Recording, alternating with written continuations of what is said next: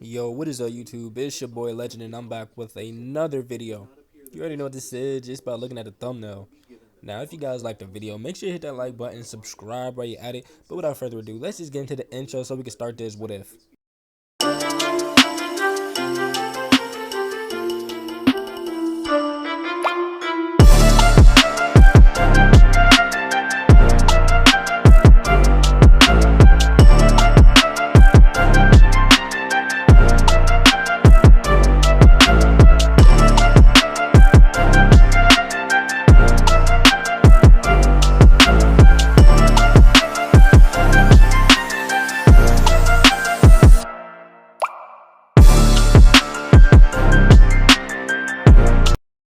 We start this episode off with Kiba.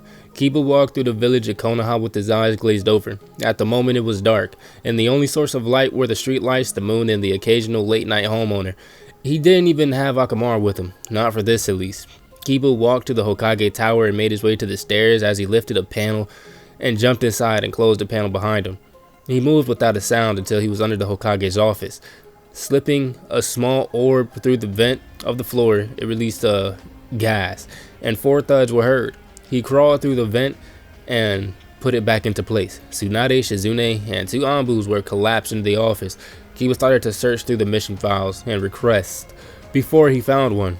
Go and collect a metal shipment from the Land of Iron. Simple mission. Kiba started to form his team for the mission as a lone tear fell from his eye, but he continued his work. The team was Kiba, Sakura, and Hanabi. The first stage was done, but now he had to continue and go on to stage 2. He made his way down to the unguarded basement of the tower. After some searching, he found what he was looking for, the scroll of sealing. The next day, Naruto was in an indoor training ground with Hanabi and Ino. Ino sat in a corner with a Naruto clone, working on seals for the village barrier. The real Naruto was in the center with Hanabi refining her taijutsu. She was dedicated. He could tell she worked on it even when he wasn't around. What surprised him was how she was able to incorporate a little taijutsu and ninjutsu into her style, but it wasn't much, just something she was experimenting with. The two moved like blurs, one faster than the other. Naruto lashed out with a kick, and Hanabi sidestepped and slipped into his guard and struck at his ribs. Naruto grabbed her wrist and twisted before grabbing her hand and interlacing their fingers into a snake hand sign. Hanabi tried to pull her hand back and sweep his legs, but he blocked and manipulated her hands into more hand signs, going from horse, tiger, and then bird. Seals started to spread all over Hanabi as she couldn't move. The two then heard clapping as they turned to see Sakura, Kiba, and Akamaru. "How did you get into my compound? There are seals surrounding the entire place." Naruto picked up a towel and wiped his forehead. "Ayame let us in," said Sakura. Akamaru barked. "Hanabi, Tsunade assigned the 3 of us on a C-rank mission into Iron Country," said Sakura. Hanabi stood and started to walk out and go and pack, but Naruto stopped her as he turned her around. "Be careful out there." Hanabi huffed. "It was only a C-rank mission and she was a chunin.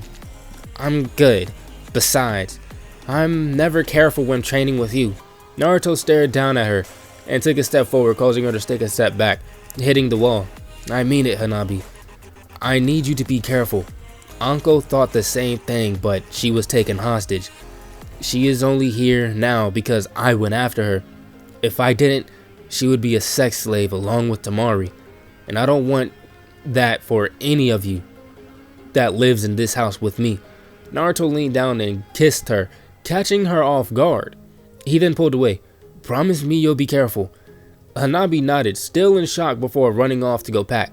Time skip. 7 hours later, Kiba and his team jumped through the trees. They were in thick capes with a hood on to keep them warm. Kiba looked back at Hanabi and Sakura as his eyes glazed over. In Kumo, the Raikage started to chuckle. It then turned into a full-blown laugh. Why? Simple. Back when he sent his Jonin to the Chunin exams with their teams, he had one of them set up what he called an insurance policy. One of his Jonin was somewhat decent at seals, being at level 7. He grabbed Kiba and knocked him out before he placed a puppetry seal on the back of his neck. and the flashback. The Raikage did a few hand signs with a grin on his face, along with the mechanical humming of his new prosthetic arm.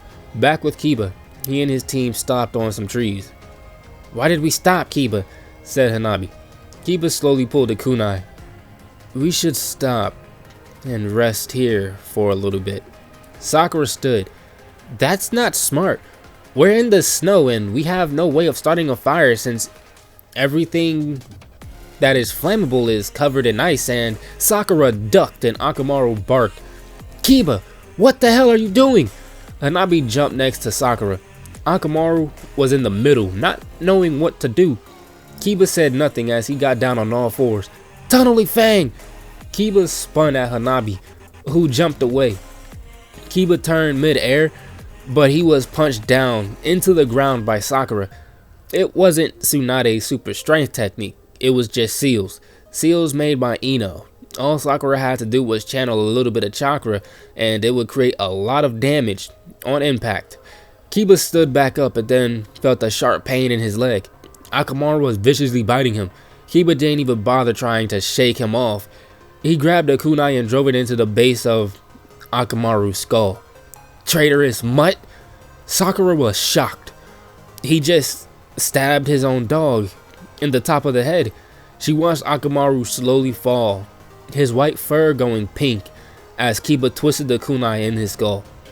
Hanabi moved from the branch that she was on, her cloak fluttering in the wind. She usually would not do this due to her stray from the gentle fist, but she had to put Kiba down. She landed in front of him, low in the stance, her Byakugan activated. "I don't know what happened to you, but you need to stop. 8 trigrams, 64 palms." Hanabi lashed out, striking Kiba all over. Kiba fell, chakra closed, but something started to happen. Kiba's body began to shake before he erupted in lightning and his chakra capacity was now as big as Tsunade's. Kiba looked different. He was bigger, covered in lightning. His eyes were blue with lightning and his claws were extended. "Sakura, go back to the village and get backup." Sakura went to oppose, but read the situation and did as she was told.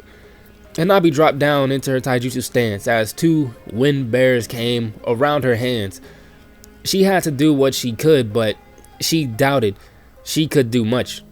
"First step, whisper of the mother bear." Hanabi moved forward like a blur and lashed out, but Kiba just blocked everything, taking little damage. Hanabi saw this and she went even further. "Second step, growl of the raging bear." Hanabi became faster and her strikes became more vicious, but they still had little to no effect. She had 2 more steps to go, but she doubted that step 3 would even have any effect. But step 4 may kill him. To her, it was a risk that she was willing to take. Step 4, dance of the wounded. Hanabi jumped back and got lower into her stance. She moved forward, hands moving like blurs, before she stopped and watched Kiba fall forward. Hanabi was panting. That attack she did completely destroyed his chakra points with 256 strikes. With each strike, she would use wind chakra and it would slice through the chakra points. And because she was striking 256 times, she was cutting each point twice. Kiba started to move as he got up. "How? That should have killed him. He should be dead." Kiba exploded with more lightning, and Hanabi found it best to just run. He stood up to her strongest attack with little damage. How was he still up? Each of his points was cut in 2. She put everything into that attack, and now she just felt the fatigue setting in. She wasn't going to stick around and let him get his hits back in. As Hanabi jumped away, Kiba fell to one knee as the lightning around him dissipated and he coughed up blood. He grabbed his head. "Damn, my head is killing me." Kiba's eyes then glazed back over as he stood. "Like I warned them earlier, they will never see me coming." Kiba stood and picked up the tattered remains of his cape before he walked off, heading towards the direction of Kumo, back with Naruto. He was in the indoor training grounds doing sit-ups. An hour ago, he had to calm Tamari down and comfort her as she woke up screaming in fear. He calmed her and set her back down to rest as Ayame came in with some soup. Now, he had just finished his workout. He stood and left the training room to go and shower. After he showered, he put on his boxers and shorts, ready to head to bed, but there was one problem. Anko had intercepted him in the kitchen, and there was nobody around to help him get out of this situation. He wasn't ready to speak to her, not with the thought process and mixed emotions that he had for her. "Hey, mind if I have a word with you, Naruto-kun?" Naruto stopped walking. What did she want to talk about? The mission? Maybe she just wanted to thank me. "What is it?" Anko leaned on the counter. "Why did you save me?" Naruto looked at Anko. Was she really asking him? What did she mean by that? Why did it matter? He then looked next to her and saw his journal on the counter. He walked over and picked it up and flipped through the pages. Some of them were out of order. She must have read it. Maybe this is what was bringing on this question. "I thought I lost this, so I started writing in another one." Anko walked up to Naruto and took the journal, placing it back down on the side. "Don't deflect me. Just answer my question, please." Naruto looked at her. She was desperate for an answer. "Did you read it? Answer this question and I'll answer yours."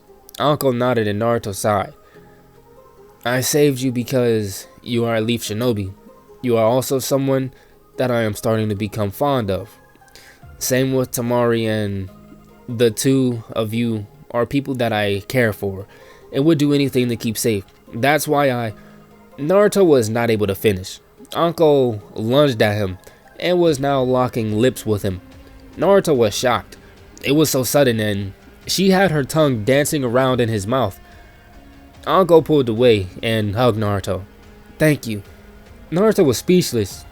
The way he was acting, the way she was acting, you would think that it was his first kiss, but no. He was just surprised because he didn't know the extent of how far his own emotions went for Anko.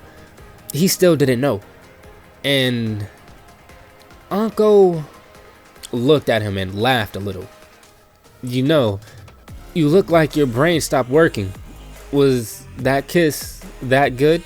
Naruto shook his head as his face turned slightly red. "No, it's not that. It was just unexpected. It was out of the blue." Anko leaned closer to Naruto with a grin. "Then make sure to expect this one." Anko leaned forward and this time softly kissed Naruto. And to her surprise, he started to kiss her back. Anko nearly melted. She was finally getting what she wanted, and that was Naruto. The two of them pulled away panting, Anko more than Naruto as she interlaced her fingers with his. Naruto looked down at their interlaced hands. It was odd for him. He's never done this. He wasn't used to being shown this much attention. Ino didn't even go as far as Anko was planning to go, and she was a romantic. Anko then started pulling Naruto as he shook his thoughts away. "Come on, there's still more I plan to give you." Naruto followed absent-mindedly. His head was swimming. He knew what Anko was doing.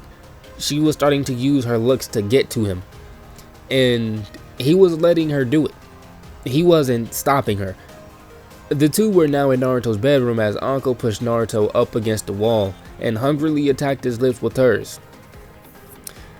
Her hands traveled up and down his well-toned body as it sent shivers down his spine. Naruto didn't know why, but he liked the feeling.